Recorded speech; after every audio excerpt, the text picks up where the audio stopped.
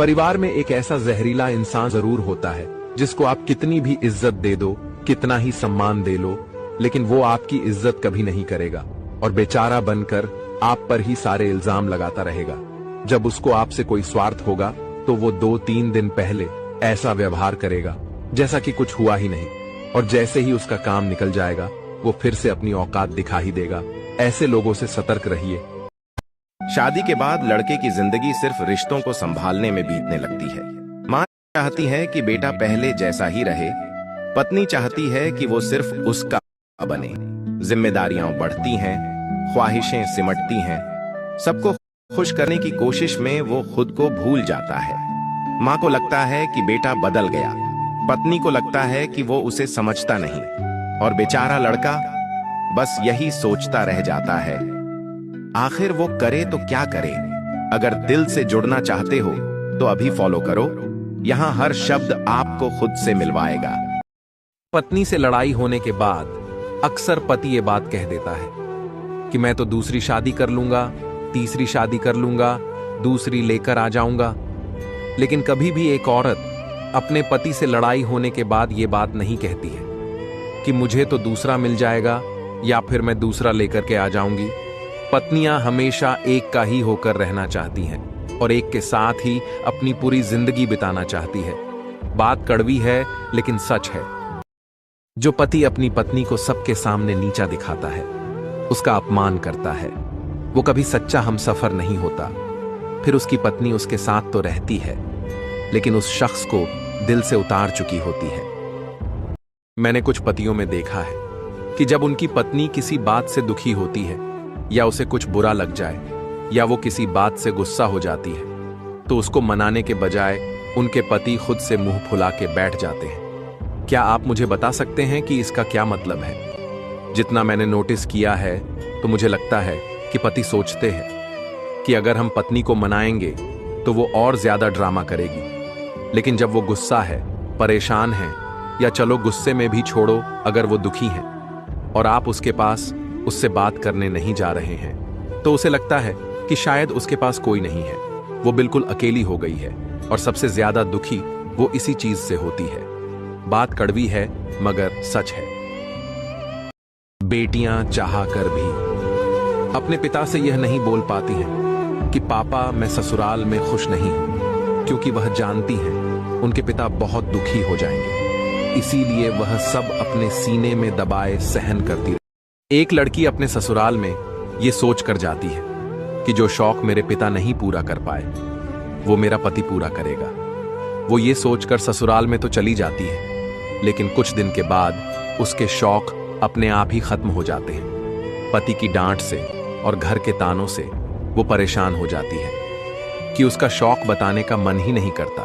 वो सोचती है कि शौक पूरा करूं या परिवार को देखूं या फिर पति के प्यार को देखूं, लेकिन पति भी ऐसा होता है कि बोलता है कि झुक के रहो मेरे सामने तुम्हारी आवाज उठाने की हिम्मत कैसे हुई। जो लड़की ये सोच कर जाती है कि मैं पति के घर पे राजकुमारी बन के रहूंगी, वहीं पति उसे नौकर बना के रखता है। एक कड़वा सच यह भी है कि औरत जहां भी सच्चे दिल से, ईमानदारी से रिश्ता निभाने की कोशिश करती है, वहां से वह आखिर में आंसुओं के सिवा कुछ नहीं पाती। एक बाप अपनी बेटी की विदाई के समय अपने दामाद से कह रहा था कि अगर तुम्हारा दिल मेरी बेटी से भर जाए या तुम्हारे दिल में उसके लिए मोहब्बत ना रहे और तुम्हारे माँ बाप को मेरी बेटी द्वारा किए हुए काम पसंद ना आए तो तुम्हें ईश्वर का वास्ता है, उसे मारना नहीं, उसे तकलीफ मत देना, उसे अपनी गालियों से जख्मी मत करना या उसे ताने मत देना। तुम बस एक मेहरबानी करना, उसे मेरे पास ले आना। मेरी बेटी मुझे वापस कर देना, लेकिन मेरी बेटी को कभी इतना जलील मत करगा कि वो मरने पर मजबूर हो जाए। आप भी अपने पति को अपने वश में करना चाहती है ना, तो ये 3 उपाय जरूर अपनाएं। पहला, आपका पति आप पर जब भी गुस्सा करे या चिल्लाए तो उस वक्त आप शांत रहें, उनके साथ जुबान मत लड़ाएं। दूसरा, वो काम कभी मत करें जो आपके पति को बिल्कुल भी पसंद ना हो। तीसरा, अपने सास ससुर की सेवा करें, उनकी इज्जत करें, क्योंकि आपका जो प्यारा सा हमसफर है ना, उसी सास ससुर ने दिया है। जिन पतियों को यह लगता है कि अपनी पत्नी को रुलाने से, उन्हें तड़पाने से या फिर उन्हें तरसाने से उनके लिए मोहब्बत बढ़ जाएगी, तो ये उनकी बहुत बड़ी गलतफहमी है। क्योंकि जब एक पत्नी रोती है ना, तो उनके आंसू के साथ साथ आपकी मोहब्बत भी बह जाती है। जिस दिन आपकी पत्नी को सब्र आ गया, तो फिर उनके आंसू तो खत्म हो जाएंगे, लेकिन आपके लिए उनकी मोहब्बत भी खत्म हो जाएगी। बात कड़वी है मगर सच है।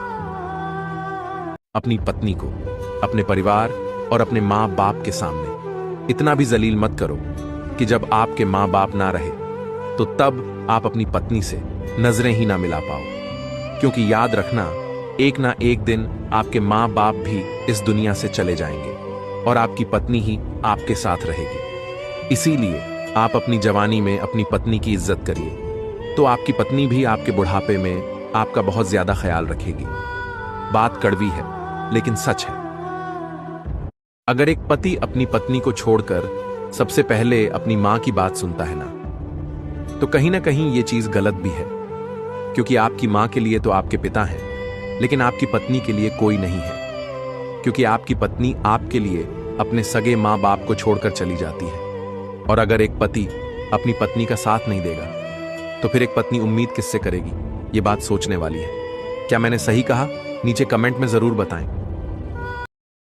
गुस्सा करने वाली लड़कियों की 3 सबसे अच्छी आदतें। नंबर 1, जो लड़कियां गुस्सा करती हैं वो दिल की बहुत ही ज्यादा साफ होती हैं। नंबर 2, ये जिस पर गुस्सा करती हैं उसकी परवाह भी बहुत ही ज्यादा करती है। नंबर 3, ये गुस्सा तो करती हैं, लेकिन जब इन्हें लगता है कि ये गलत है तो माफी मांगने में बिल्कुल भी पीछे नहीं हटती हैं। अपनी माँ के इन सवालों पर भूल कर भी गुस्सा मत होना, वरना तुमसे बड़ा गुनाहगार कोई नहीं होगा। नंबर 1, जब आपकी माँ आपसे पूछती है ना कि कहाँ हो, किसके साथ हो, कब आओगे, तो वह आपकी जासूसी नहीं, आपकी सेफ्टी देख रही होती है। नंबर 2, वह जब पूछती है कि खाना खाया या नहीं, तो वह सिर्फ पूछती नहीं है, वह सच में जानना चाहती है कि कहीं मेरा बच्चा भूखा तो नहीं। नंबर 3, जब वह कहती है कि बाहर मत जाना, तो वो आपकी आजादी नहीं छीनती, बस वह चाहती है कि मेरा बच्चा सेफ रहे। नंबर 4, वो जब कहती है कि उस दोस्त से दूर रहना, इसका मतलब वो जजमेंटल नहीं, बस वह तो इतना चाहती है कि मेरा बच्चा गलत संगति में ना पड़ जाए। माँ के सवाल हो सकता है आपको परेशान करते होंगे, पर उसका प्यार एकदम सेल्फलेस होता है। वह सबसे ज्यादा जानती है पर सबसे कम जताती है। अगर अगली बार माँ आपसे पूछे ना कि कहाँ हो, तो यह सवाल नहीं, उसकी केयर समझना। अपनी माँ के प्यार के लिए कमेंट में माँ अवश्य लिखें और इस वीडियो को सभी के साथ शेयर जरूर करें।